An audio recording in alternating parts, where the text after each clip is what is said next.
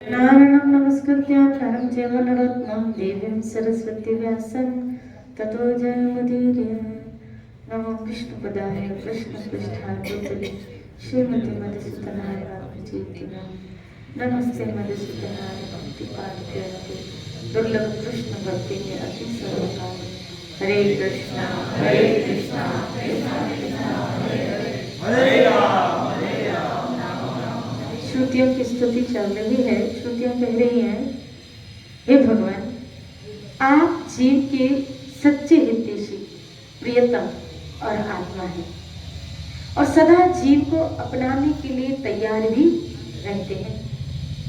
इतनी सुगमता होने पर भी और अनुकूल मानव शरीर को पाकर भी लोग सख्य भाव आदि के द्वारा आपकी उपासना नहीं करते, आप में नहीं रखते, बल्कि इस विनाशी और असत शरीर तथा उसके संबंधियों में रम जाते हैं, उन्हीं की उपासना करने लगते हैं और इस प्रकार अपनी आत्मा का हनन करते हैं और अधोगति में पहुंचते हैं। श्री राधे बोले। बहुत सुंदर हनुमान दास एक जी वो यहाँ एक स्तुति लिख रहे हैं एक श्लोक के रूप में और भगवान से उन्होंने एक प्रार्थना करी। उदार जी कर रहे हैं, एक प्रार्थना करी, क्या? हे जगत के स्वामी,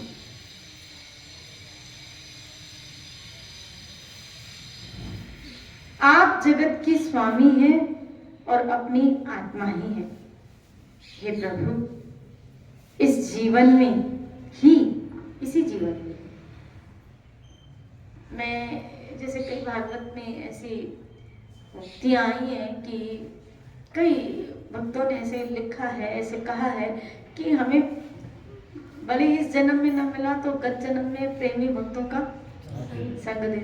अच्छी बात है, लेकिन यहाँ ये बात को कट किया जा रहा है।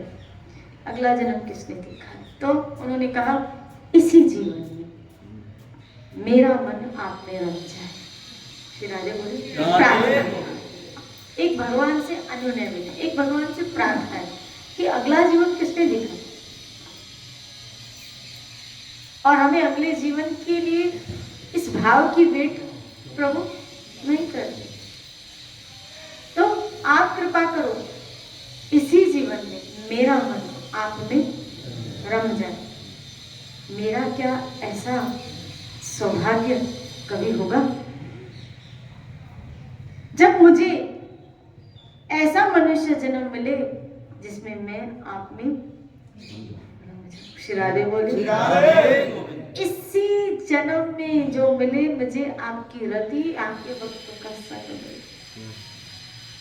वास्तव में क्रम से वो बढ़ता तो है। साधु संग से ये खाली एक जन्म का अकाउंट थोड़ी है, पहले भी हमने कहीं किया होगा। ये अलग बात है, स्वल्पम मात्रा में हो सकता है हुआ हो, लेकिन किया जरूर होगा।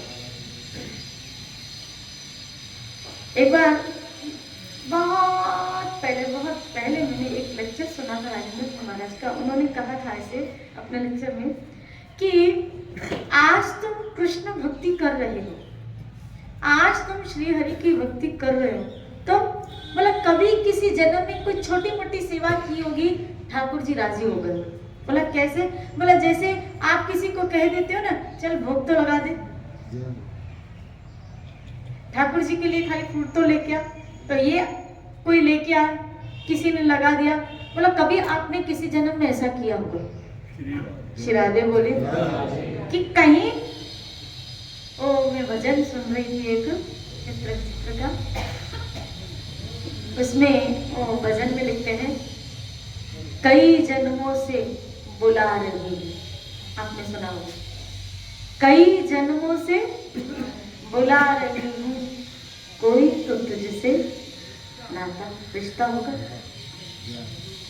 कोई तो तुझसे रिश्ता होगा, कई जन्मों से बुला रही हूँ।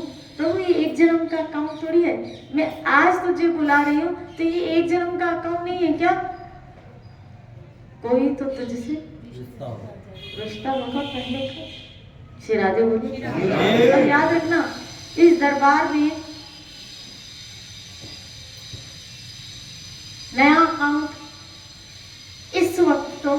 किसी का नहीं लग रहा है। जिनके हाथ में वजन आ गया, जिनका सर ईश्वर के आगे झुक गया, जिनकी रति थोड़ी भी ईश्वर के चरणों में, ये श्लोक तो श्रुतियां उन लोगों के लिए कह रही है क्या कि इतना कीमती मनुष्य शरीर पाकर भी वो असत शरीर और शरीर के संबंधियों में रमे पड़े हैं और आपकी उपासना नहीं करते, उनकी उपासना करते और विषय रूपी विश्व को पिए जा रहे हैं। जैसे ऐसे सुना गया है कि जब कोई विष या सांप डस लेता है तो विष चढ़ गया, कैसे पता चले?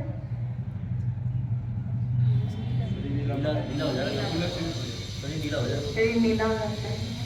वैद्य उसको कैसे आजमाते पता है? वैद्य उसको कैसे आजमाते हैं कि उसको कड़वी नीम उसके मुंह में देते हैं और वो कड़वी नीम उसको क्या लगती है? मीठी लगती है। फिर आगे बोलिए, वो कड़वी नीम उसको क्या लगती है? मीठी लगती है। तो वैद्य समझ जाता है विष चढ़ गया है, पूरे शरीर में विष चढ़ गया है और पूरे शरीर में विष चढ़ गया है, लेकिन अब मतलब विष उतारा नहीं जा सकता। सिरादे बोले वो पहली आजमाइश ये करते हैं क्या? उसके मुंह में कड़वी नीम डालते। अब उसको कड़वी नीम क्या लग रही है? कड़वी, लेकिन लग क्या रही है? बस इसी प्रकार हमारे मन के ऊपर विषय चढ़ गए हैं। इसका कैसे पता चले कि हमें विषय मीठा लगे? हमें वो विषय कैसा लगे? मीठा लगे।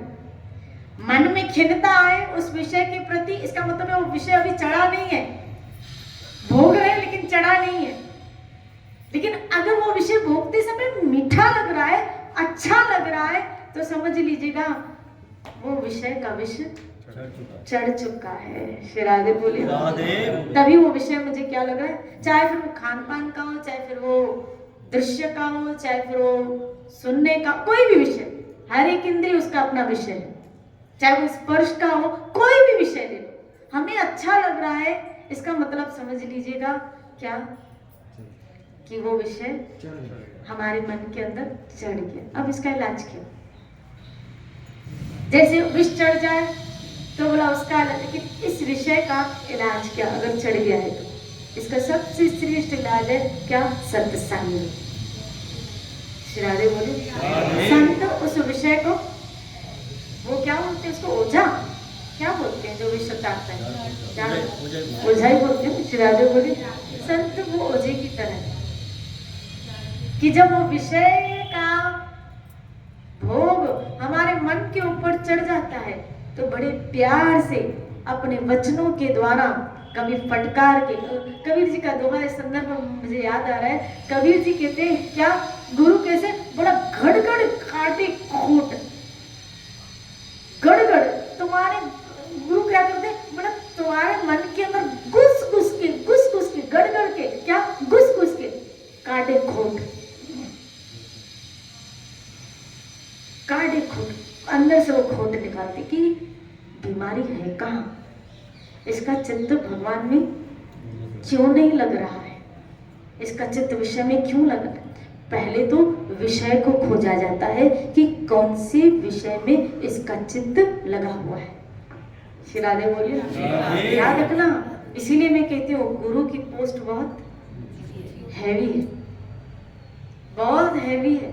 ऐसे थोड़ी है आए दीक्षा ले ली, अभी तुम अपने रास्ते हम अपने रास्ते, तुम जाओ बाढ़ में हम जाए बाढ़ में, हम जाए अपने रास्ते। शिरादे बोलो ना हमने पकड़ा दिया, अभी तुम करते रहो।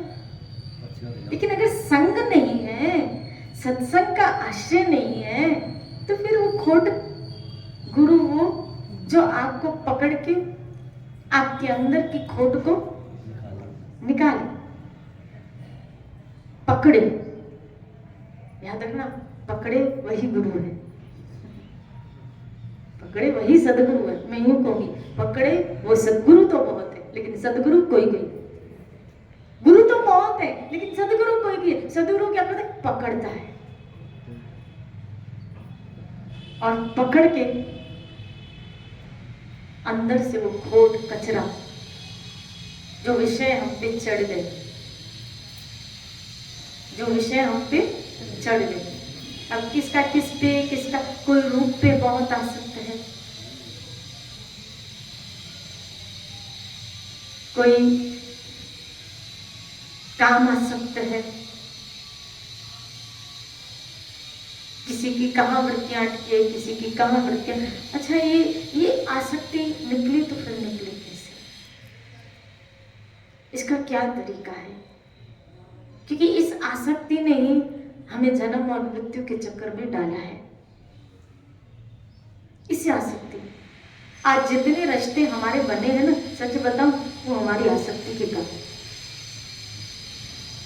जितने रिश्ते बने आसक्ति के कारण, जितने संबंध बने, संबंध, इसको तोड़ो तो शब्द को, इसमें शब्द जुड़ा है बंधन, बंध, बंध, जो सम आके हमको बांध दे। सम मतलब नजदीक, नजदीक आके हमको बांध दे, वो संबंध। और ये ऐसा बंधन है कि रस्सियां इसकी दिखती नहीं है। इसकी रस्सियां, वो रस्सी से बांधा जाए ना, वो तो फिर भी दिखती है, तो खोला जाए, ये तो दिखती भी नहीं है। आसक्ति का बंधन ऐसा है कि वो दिखता नहीं, लेकिन फिर भी हम बंध जाते हैं। श्री राधे बोले, फिर भी हम बंध जाते हैं। आज जिससे हमारा मोह है, जिसमें हमारी आसक्ति है, क्या उस आसक्ति की रस्सी नहीं, दिख नहीं रही, लेकिन फिर भी हम बंधे हुए। ये ऐसे है कि दिखते नहीं, लेकिन फिर भी हमको बांध देते हैं, और हम उनके लिए कुछ भी करने के लिए तैयार हो जाते हैं। यहाँ तक कि मैं तो कहूँ, कभी कभी हम पाप भी करने के लिए, क्यों, रत्नागिरी डाकू पाप नहीं कर रहा था, हम पाप भी करने के लिए तैयार हो जाते हैं, हम कुकृत्या करने के लिए भी तैयार हो जाती है। ऐसे संबंध जो नजदीक आके हमको क्या कर देते, बांध देते हैं।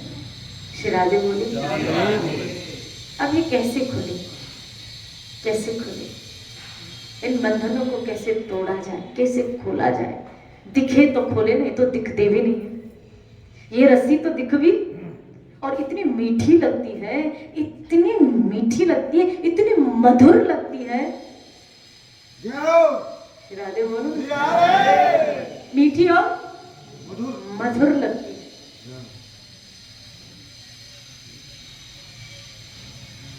और जब कोई चीज मधुर लगे, उसको कोई व्यक्ति क्यों छोड़ना चाहेगा, बताओ?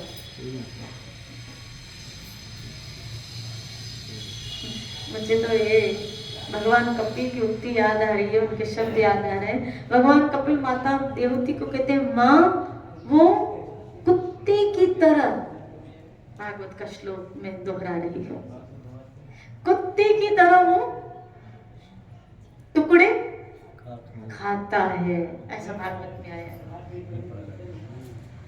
गालियां मिलती है उसको, दुत्कार मिलती है उसको, लेकिन फिर भी आसक्ति के कारण वो उनको छोड़ नहीं पाता है।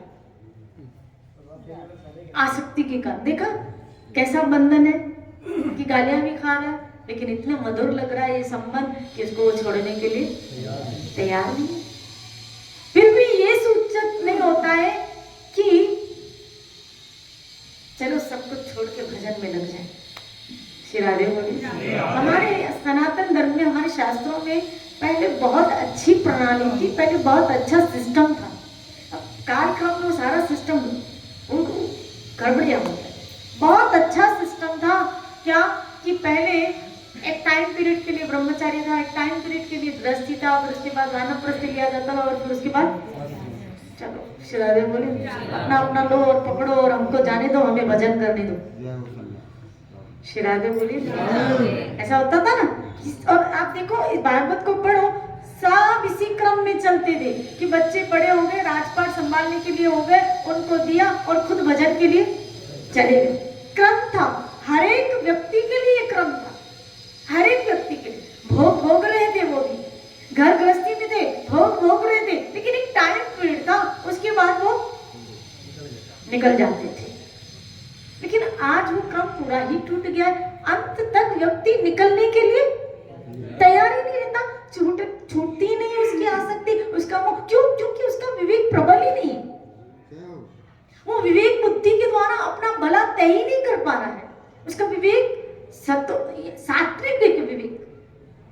उसका विवेक नहीं चल पा रहा है कि क्या कि उसका वास्तविक भला भजन करने में।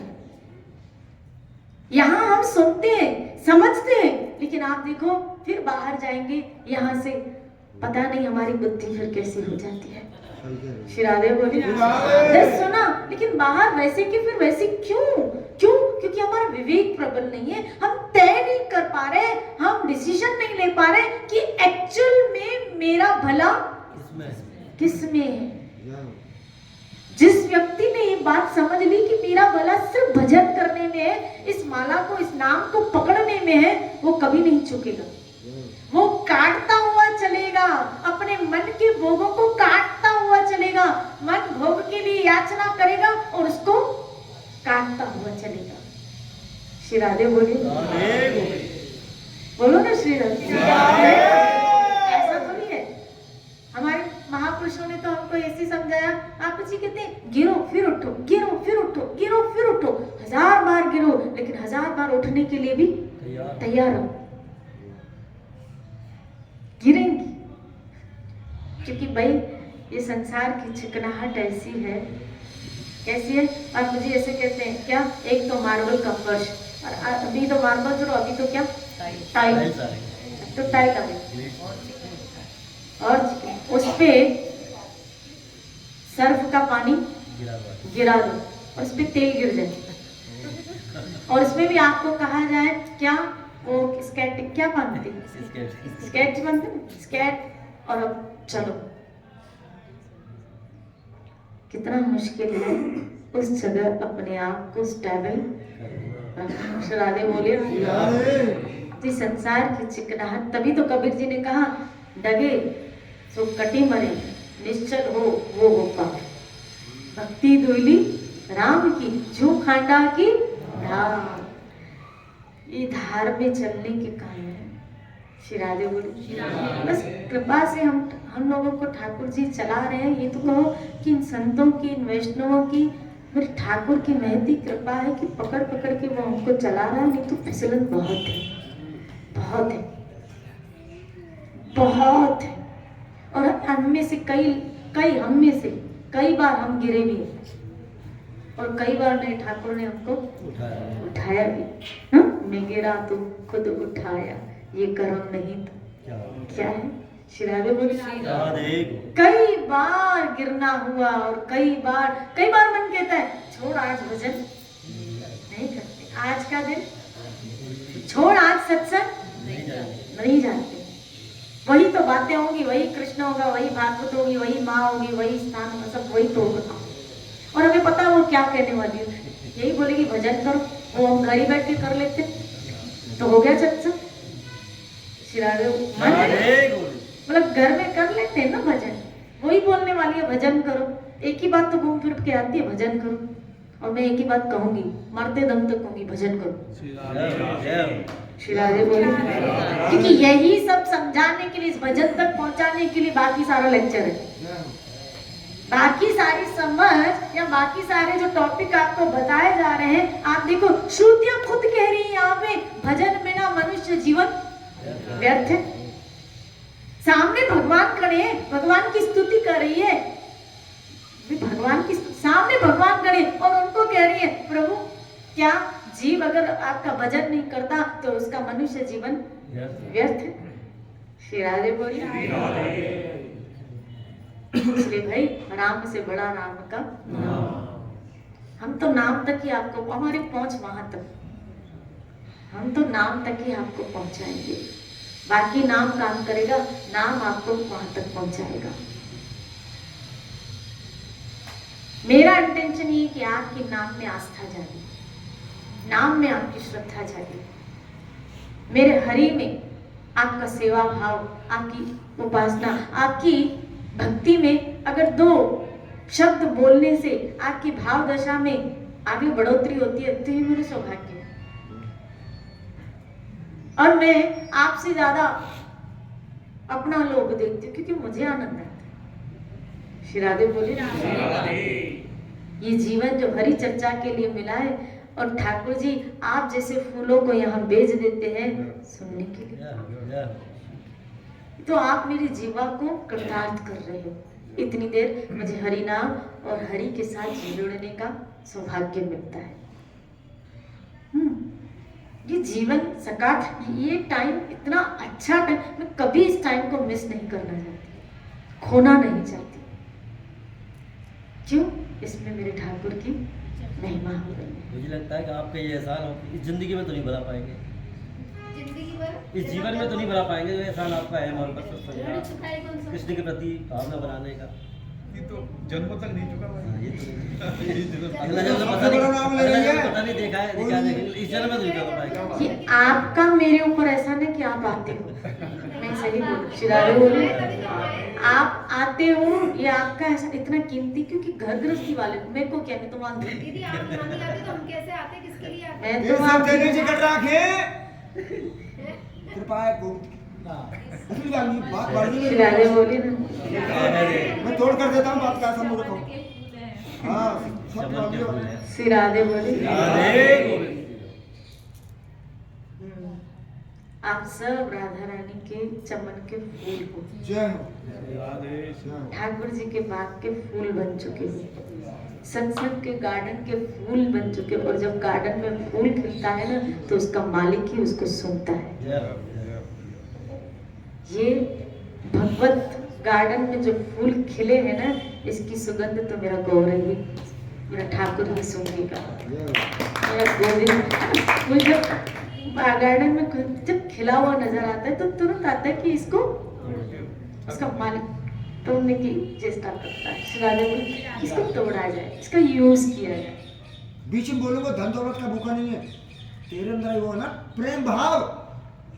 तुम कह रहे वादना कर रहे राजस्थान ब्रज के सबल ले आए, इतने पराक्रमी है राजस्थानी, रजा के ले आए, प्यार से ले आए। अब इतना रस है तेरे अंदर, तेरी अल्फाज, एक एक शब्द साफ अक्षर है, असली बात है, असली बात तो ये है, और कोई बात नहीं है। ये है मन के भाव। ये ब्रजवासी है ना, मैं सबको शिरारे बोलिए अपनी कृपा की सोनी आप पर, वो तो है मेरे गुरु की अहेतु की कृपा है। और भक्तों की, ये भक्त बड़े बिल्कुल, तभी तो मैं आपको श्रेय दे रही हूँ, क्योंकि आपकी वजह से मैं टिकी हुई हूँ। मैं बोल शिरारे बोली बना रही है, मार दी है सब मार दिया, हम तो लेके लगो उठाते गोविंद की बहुत बढ़ावा दे दिया। जय हो देवी, जय हो शिरारे शिरारे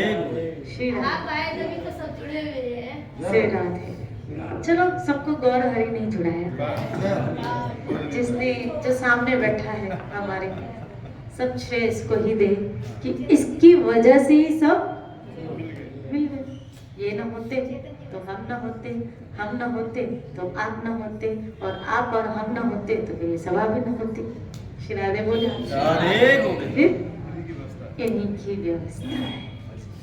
और कई जन्मों से बुला रही हूँ, कोई तो तुझसे रिश्ता होगा, कोई तो तुझसे, हे हरि कोई तो तुझसे रिश्ता होगा, कई जन्मों से बुला रही हूँ। वो तो 35-30 साल है जयपुर में, तो ऐसा गयो ना कहूँ, गाँव में गयो ना कहूँगा यहाँ बैठा हूँ, और ऐसी कृपा है कहाँ पे ले ढूंढता भटकता अपनी बता रहा हूँ, संतों की कृपा है नहीं बस आपका भी, आपका और मेरा भी कोई पिछले जन्म का होगा। इनका भगवान बैठे हैं, इनके मुंह देख रहे हैं हम, भगवान इंसान ही भगवान है देवी। बिल्कुल, ये कोई कई जन्मों से बुला रही, कोई तो तुझसे रिश्ता, कोई तो आपसे रिश्ता होगा।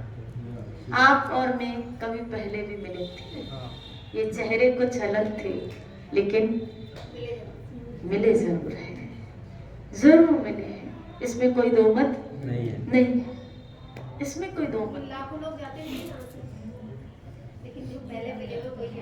पहले ही आते। और ये सब वैसे भी कोई भी इस जहां में जो संबंध है वो सब प्रारब्ध का है। पूर्व जन्म पहले तुमने बताई 5-7 दिन पहले, पूर्व जन्म का प्रारब्ध, क्या बात। शिरारे देखो ना, ये चकसोली से आ गए, ब्रज से आ गए, तो जरूर कोई तो कोई तो संबंध श्री राधे बोले कोई कहाँ से, कोई कहाँ से, कोई कहाँ से, कोई कहाँ से, कोई कहाँ से, कोई खेजड़ों के रास्ते से आया, कोई बाबू नगर से आया, कोई कहाँ से आया, कोई कहाँ से आया, कोई कहाँ से आया, कोई कहाँ से आया, कोई गोरखी से, कोई कहाँ से आया, कोई कहाँ से आया, किधर किधर से आ गए।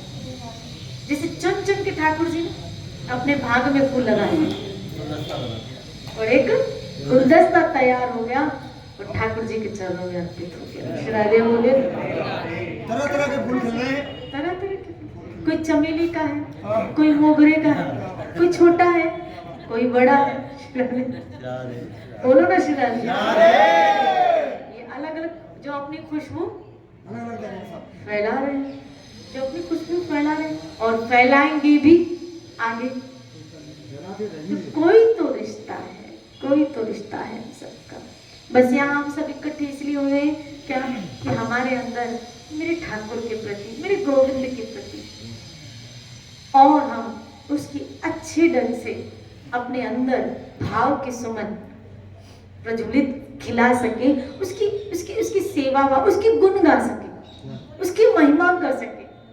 ये संकीर्तन का अर्थ क्या है कि खाली एक ही नहीं, सब मिलके उसकी महिमा का गान करें, उसके नाम का गान करें। संकीर्तन का अर्थ ये होता है कि एक के शामिल नहीं, एक के थ्रू सब शामिल हो जाए, हम सब शामिल हो जाए। तो ये मेरे ठाकुर की हमारे ऊपर महती कृपा है। यहाँ जो ये बात कही गई ना कि इसी जीवन में मैं रम जाऊं, ये शब्द मुझे इतना अच्छा लगा खुदा जी का। इसी जीवन में मैं रम जाऊं प्रभु, मुझे वेट मत कराना, मुझे इंतजार मत करवाना क्या कि फिर मुझे कोई जन्म लेना पड़े आपकी भक्ति में रमने के लिए। अच्छा है, वो भी भाव अच्छा है, लेकिन इसी जन्म में इस चीज की तो जैसे ना कोई अच्छी चीज देखते ना उसको जल्दी पाने की क्यूरियोसिटी रहती है कि जल्दी मिल जाए। और जिस दिन ये एहसास हो जाएगा ना क्या कि भक्ति की उत्तम भक्ति का रस का, तो उसको भी पाने की मन में लालसा क्या इसी जन्म में मिल जाए। और मैंने कल ही कहा था एक जगह, क्या याद हो आपको, संसार को पाने के लिए, संसार को पाने के लिए प्रारब्ध और पुरुषार्थ चाहिए रहता है, लेकिन भक्ति भगवान को पाने के लिए सिर्फ इच्छा ही चाहिए, सिर्फ इच्छा। भगवान को पाने के लिए सिर्फ इच्छा चाहिए, भक्ति को पाने के लिए सिर्फ इच्छा चाहिए, और वो भी तीव्र इच्छा। वो तीव्र इच्छा हमें इसी जन्म में वो सारी उपलब्धियां करा देती है।